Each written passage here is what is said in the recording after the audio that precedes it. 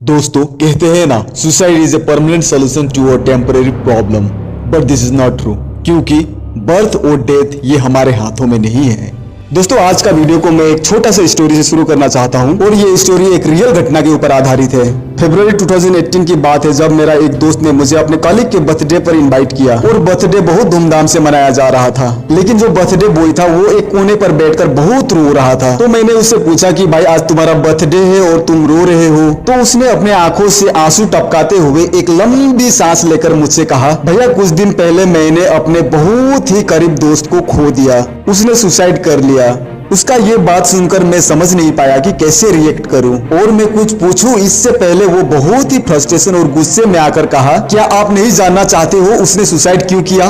वो अपना academic pressure का सामना नहीं कर पाया, वो अपने हाई एक्सपेक्टेशन को अचीव नहीं कर पाया। दोस्तों मैं ये सुनकर हैरान हो गया कि एक स्टूडेंट को 18 के एज पर प्रेशर के साथ गुजरना पड़ रहा है। तो मैंने थोड़ा विचार किया, अगर आज एक स्टूडेंट अपने एकेडमिक प्रेशर के कारण सुसाइड कर रहा है तो ऐसे कितने स्टूडेंट होंगे? रिसर्च करने के बाद ये पता चला, नेशनल क्राइम रिकॉर्ड्स ब्यूरो के अनुसार इंडिया में प्रत्येक 1 घंटे के अंदर में एक स्टूडेंट सुसाइड करता है। It mean nearly 9000 students per year. पता है इसका मेन रीजन क्या है? Academic pressure, failures in exam, high expectation. और मैं ये नहीं कह रहा हूँ कि ये pressure school, college, teachers, parents या सोसाइटी के कारण होता है। थोड़ा बहुत हो सकता है, लेकिन इसका प्रमुख कारण हमारा सिस्टम है। लेकिन ये गलती हम स्टूडेंट्स का भी है, क्योंकि हमें एजुकेशन का मेन पर्पस ही पता नहीं है। बस हमें तो पढ़ाई पूरी करनी है, जॉब ढूंढना है और जॉब नहीं मिला तो प्रेशर में आके सुसाइड कर लेना है। दोस्तों एजुकेशन का मतलब सुसाइड करना नहीं है, बल्कि एजुकेशन तो हमें अपने आप को बेटर वर्जन बनाने में मदद करता है। एजुकेशन हमारे पर्सपेक्टिव को बढ़ाती है। एजुकेशन हमें बेटर सिटीजन बनने में मदद करती है। एजुकेशन एक इनोवेटिव लीडर्स क्रिएट कर सकता है और एजुकेशन लोगों को एम्पावर करती है।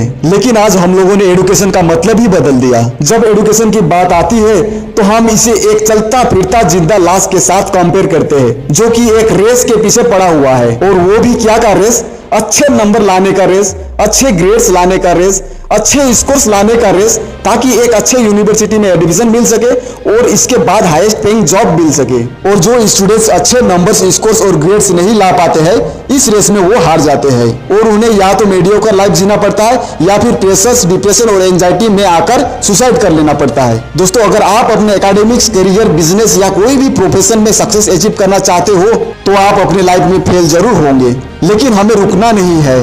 जब एक जिराफ अपने बच्चे को जन्म देता है तो उस बेबी जिराफ को एक सर्टेन हाइट से नीचे गिरना पड़ता है। उसके बाद मदर जिराफ अपने बच्चे को अपने सामने रखती है और पता है उसके बाद क्या करती है?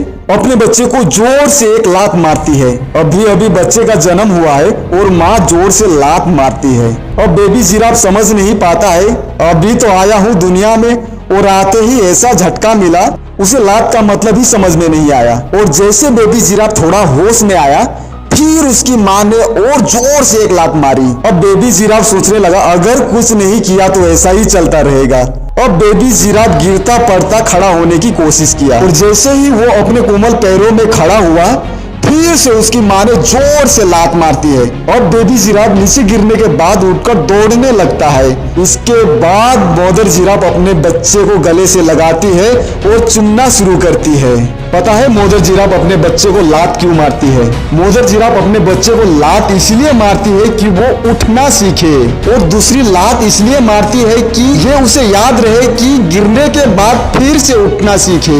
नहीं तो दोस्तों जिराफ का मांस इतना सॉफ्ट और टेस्टी होता है कि लायन इसे मिस नहीं कर सकता।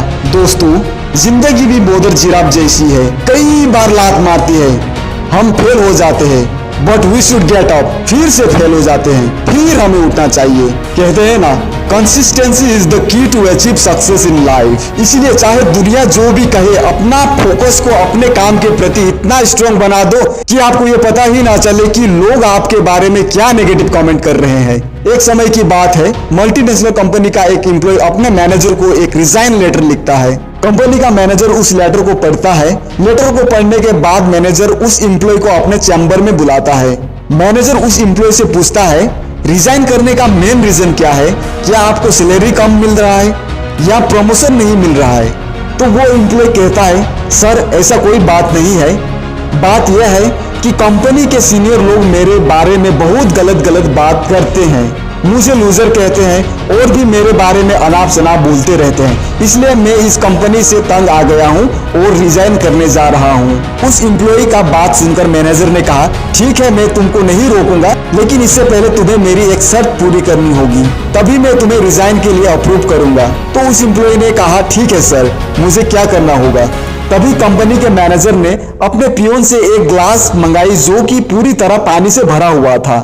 इसके बाद मैनेजर ने उस एम्प्लॉय से कहा, तुम्हें ये एक ग्लास पानी को लेकर ये पूरा कंपनी का एक राउंड लगाना है, लेकिन ध्यान रहे एक भी बूंद जमीन में नहीं गिरना चाहिए। अगर पानी का एक बूंद भी गिरा तो मैं रिजाइन के लिए अप्रूव नहीं करूंगा। उस एम्प्लॉय ने कहा, इतना ही बात है ना सर, ठीक है, मैं पूरा कर देता हूँ। वो एम्प्लॉय ने पानी से भरा हुआ ग्लास लिया और चलना शुरू किया। अब वो एम्प्लॉय का पूरा फोकस इसमें था कि कहीं एक बूंद पानी जमीन में ना गिर जाए। इस माइंडसेट के साथ वो चलना शुरू किया और फाइनली उसने दिए हुए टास्क को कंप्लीट कर लिया। और टास्क कंप्लीट करने के बाद में वो मैनेजर के चैम्बर में जाता है और मैनेजर से रिजाइनिंग का अप्रूवल मांगता है। पहले तो कंपनी का मैनेजर उसे शाबाशी देता है, कहता है, well done, you have done your job.